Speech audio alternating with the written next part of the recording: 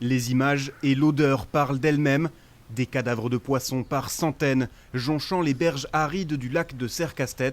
Le constat est bien triste pour cette association de pêche. On a 3 carnassiers côte à côte. On a un brochet qui a 2 ans, un cendre qui a 2 ans. Du coup, on a du petit gardon, on a de la brème. Quand les brochets meurent, que les brèmes meurent, c'est pas une bonne nouvelle. Ce lac sert à l'irrigation des cultures environnantes. La sécheresse de cet été l'a réduit de 90%, détruisant au passage son écosystème. Il y a plusieurs facteurs qui ont entraîné ça. Tout d'abord, il y a la qualité de l'eau, qui n'est pas bonne sur ce type de milieu clos, avec une eau stagnante, donc des bactéries qui s'installent, des toxines, des températures d'eau qui ont été très chaudes et des niveaux particulièrement faibles, qui ont entraîné des taux d'oxygène particulièrement bas et non supportables pour la grande majorité des espèces piscicoles présentes.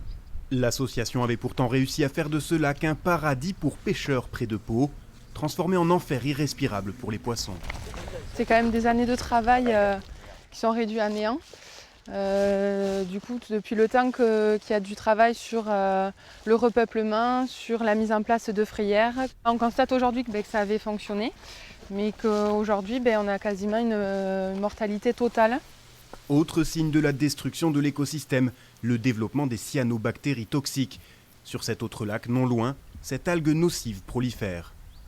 Tout ce qui est vert, c'est les cyanobactéries qui se sont déposées quand l'eau s'est retirée cette nuit. C'est pour ça qu'on demande aux pêcheurs, aux promeneurs de ne pas toucher, de ne pas avoir de contact avec l'eau.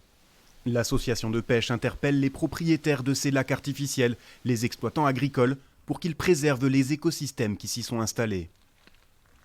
L'eau est polluée, donc on va faire des constats de pollution, on va peut-être aller jusqu'à demander qui paye tout ça. La mortalité des poissons coûterait à l'association des centaines de milliers d'euros pour repeupler les 17 lacs artificiels que compte le Haut-Béarn.